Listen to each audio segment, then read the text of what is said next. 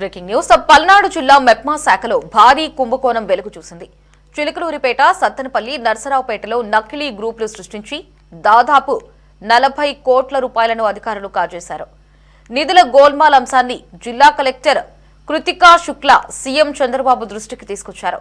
దీనిపై ఆగ్రహం వ్యక్తం చేసిన సీఎం చంద్రబాబు నిందితులు ఎంతటి వారైనా కఠిన చర్యలు తీసుకోవాలని ఆదేశాలు జారీ చేశారు. నిందితులపై కఠిన చర్యలు తీసుకోవాలని సూచించారు. అవసరమైతే నిందితుల ఆస్తుల స్వాధీనానికి వెనకాడొద్దని తెలిపారు.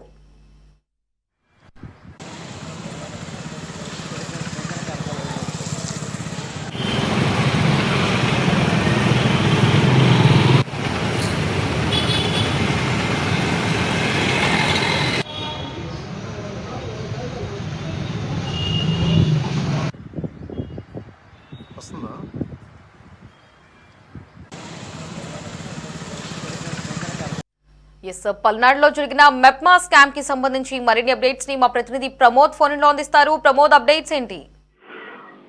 సార్, ఏదైతే పల్నాడు జిల్లా మెప్మా శాఖలో భారీ కుంభకోణం కూడా వెలుగులోకి వచ్చింది. ఇటు చిలకలూరుపేట, సత్తెనపల్లి, నర్సరావుపేటలో నకిలీ గ్రూపులు ఏర్పాటు చేసి సుమారుగా 40 కోట్లు అధికారులు దారి మళ్లించినట్టుగా కూడా ఇప్పటికే కలెక్టర్ శుక్లా గుర్తించారు. అయితే దీనికి సంబంధించి నిన్న జరిగినటువంటి కలెక్టర్ల సమావేశంలో కూడా మా ముఖ్యమంత్రి చంద్రబాబు నాయుడుకి కూడా ఈ జరిగినటువంటి సంఘటనపై కూడా వివరించారు. అయితే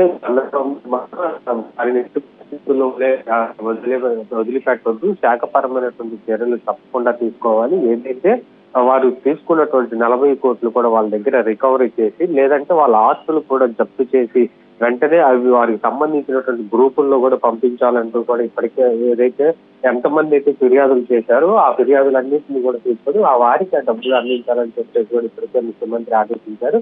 అయితే గతంలో కూడా ఇప్పటికే ఆ వైసీపీ ప్రభుత్వ హయాంలో ఇటు సహకార బ్యాంకుల్లో కావచ్చు, మెప్మా శాఖలో కావచ్చు అనేక కుంభకోణాలు కూడా తాజాగా వెలుగులోకి వస్తున్నాయి. అంటే ఎవరైతే అధికారులు అప్పుడు అధికారంలో ఉన్నప్పుడు వైసీపీ ప్రభుత్వంలో ఉన్నటువంటి అధికారులు అక్కడ ఏదైతే ఆడిట్లు కూడా జరగట్లేదు, అంటే ఎన్ని గ్రూపులు ఉన్నాయి, ఆ గ్రూపులకి ఎంత అమౌంట్ ఇస్తున్నారు అనే ఆడిట్ కూడా జరగకపోవడంతోనే కేవలం ఇట్లాంటి కుంభకోణాలు కూడా వెలుగు చూస్తా ఉన్నాయి. అయితే ఇప్పుడు వచ్చినటువంటి ప్రభుత్వం ఎప్పటికప్పుడు ఆడిట్లు నిర్వహిస్తూ కూడా అసలు ఏదైతే ఆ సత్తెనపల్లి నియోజకవర్గంలో కావచ్చు, అసలు మెప్మా గ్రూపుల్లో ఎంతమంది బాధితులు ఉన్నారు, ఎంతమంది దీనికి సంబంధించి ఎంత అమౌంట్ అయితే తీసుకున్నారనే దానిపై కూడా ఆరా చేస్తా ఉన్నారు. అయితే దీనికి సంబంధించి ఇటీవల నల్లపాడు సొసైటీలో కూడా భారీ స్కామ్ కి పాల్పడినటువంటి ఉద్యోగిని కూడా అక్కడ సస్పెండ్ చేసి మళ్ళీ నర్సరావుపేటలో ఉన్నటువంటి వేరే చోట ఉద్యోగం ఇచ్చారు. అయితే దానిపై కూడా సర్వత్రా విమర్శలు వస్తా ఉన్నాయి. అంత భారీ కుంభకోణం చేసినటువంటి వ్యక్తిని సస్పెండ్ చేయకుండా మరలా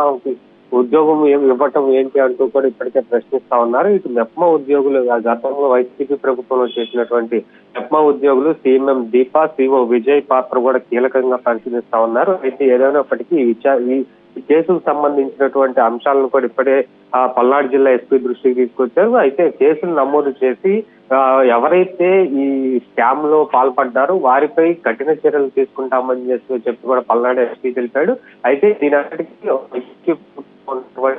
అప్పుడు ఉన్నటువంటి నాయకులు కావచ్చు, ఇటు అధికారులు కావచ్చు, జనాలకు ఇవ్వాల్సినటువంటి ఆ అమౌంట్ కూడా భారీ స్థాయిలో దారి మళ్లించారు. సహకార బ్యాంకులు ఇట్లా మెప్మాకు సంబంధించినటువంటి గ్రూపుల్లో కూడా భారీగా కుంభకోణం జరిగిందని చెప్పేసి ఇప్పుడు వెలుగులోకి వస్తుంది. Thanks for the updates.